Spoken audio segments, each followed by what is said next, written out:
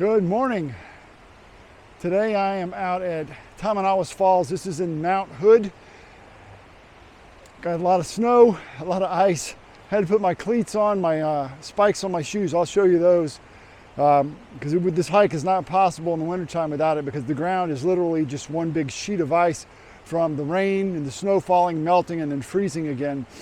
But that means there's not a lot of people out, which makes it great. So let me show you the falls, and I'll find a composition and we'll go from there.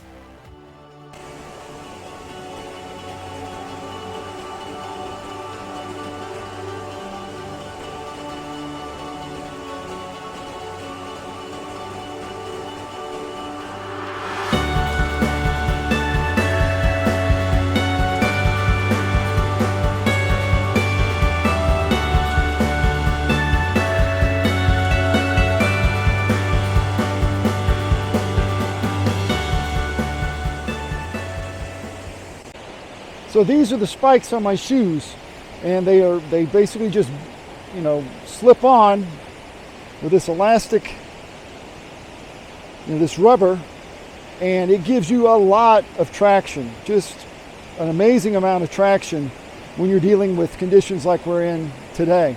So these are like a must-have, and they'll slip over most hiking boots. They also make another brand or another kind that have little coils on them that are good for if it's just a little bit slick. But if you need serious traction, you want to make sure you've got the ones that have these large spikes on them. And speaking of spikes, you're going to want to make sure that your tripod has spikes on the legs. If it's just got the rubber tips on it, it's not going to help you at all when you're in conditions like this, especially because the odds of finding a perfectly flat level place to put your tripod is probably zero. So you're going to be at some kind of an angle. You're going to want to have spikes on your tripod in order to, push it down into that ice and that snow so that it gets a good grip, so you don't lose your camera, because you'd be really sad. So hopefully you can hear me over the water. I'm right basically less than a foot away from the river, but F11, about a quarter of a second, again, ISO 50. It's all about getting the right look in the water and not blowing out any of the snow. I had to overexpose just on the back of the camera so you could see. But basically, here's my foreground is right here. You've got all of the little bit of rapids, some ice, nice little leading line all the way up to the top of the falls. Now, I have the 16 to 35 on. The 24 just wasn't quite wide enough because, again, you always want to be able to crop in a little bit. You can never add those pixels back. So if you're too tight, just put on a wider lens because there's some overlap. I can go to 24 on this 16 to 35, but on that 24 to 105, I can't get to 20. So I put the wider angle, and it's a much better look. It'll enable me to crop. Unfortunately, as in most waterfalls, no matter what time of day or anything, at the top is just this white spot. And it's cloudy, it's overcast, which is great, but still, it's the brightest part of the sky. So I'm probably going to end up cropping down to eliminate as much of that as I can. So I am bracketing my shots because if you look back here in the shadows, it's really dark back in there. So with it being so dark, I don't want that to go pitch black, and I definitely want to be able to pick up the icicles that we've got happening, over in here on the side of the waterfall. So probably use 2 shots just to make sure I cover my shadows and protect those highlights in the snow. And then again, It's all about making sure you get the look in the water that you want. So I'm trying a few different shutter speeds, and I think around an 1/8 of a second is where I like it. It's a lot of water flow right in front, and I don't want all of that to just go to, no texture and just solid white. I want to have some little action so you can see the power of that water as it comes over those rocks. So heading back out from the falls, there's some nice light happening at the very top, and I can avoid the sky by framing something like that. And by zooming in at about 70 millimeters or so, you can just get a nice frame on both sides. So hopefully the shot I took will come out. I did not video the setup or anything because it was pretty much the same, and also I'm right in the middle of a trail and I had to move quick because there's people coming by. But if the shot turns out, I'll show it to you at the end of the video. This is a really nicer shot. You're further away.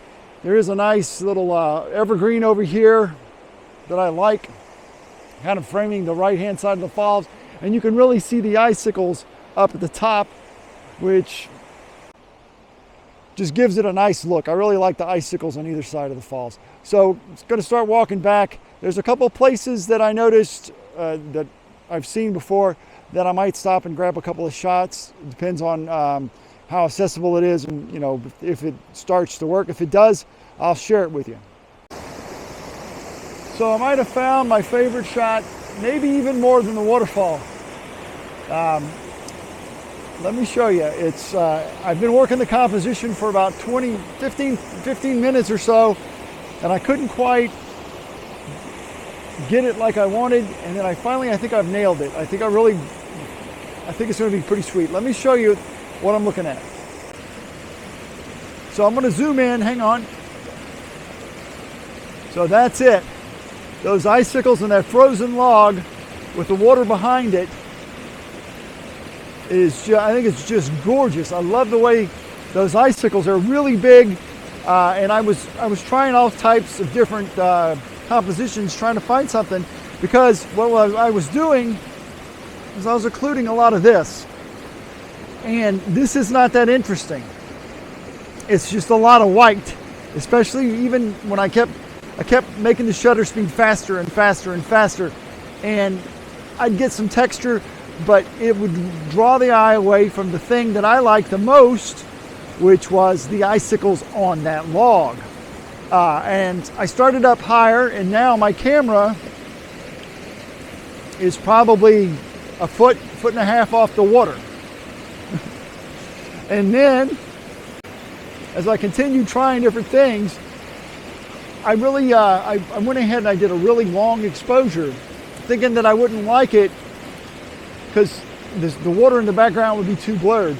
But what it did was it separated the icicles on that log from everything else, and it's a little bit of blue in that water, and I think it's going to come out really nice. I'm going to take a couple more. Let me show you what it looks like on the back of the camera. So about a little over half a second, f11 ISO 50, polarizing the water and totally blurring it out. I've got a green little evergreen tree over here on the right hand side, a little bit of green moss here at the very bottom to help give me some color. This is going to be some blue in here when I get done. It's going to accentuate the blue in the water, and then my main subject is these icicles on that log. That's the thing that drew me to this spot, not the little rapids. So now all I need to do is grab one more and then figure out how to get out of this bowl that I'm in and get back to the car. My feet got a little wet and they're getting really cold, so I need to get back to the car. So that does it from Tamanawas Falls in Oregon. I hope you liked the video. If you did, please give me a thumbs up, subscribe, click that notification bell so you don't miss any of my upcoming videos. I release a new one every single Wednesday. And here are all the photos that I got today. I hope you like, and we'll see you next time.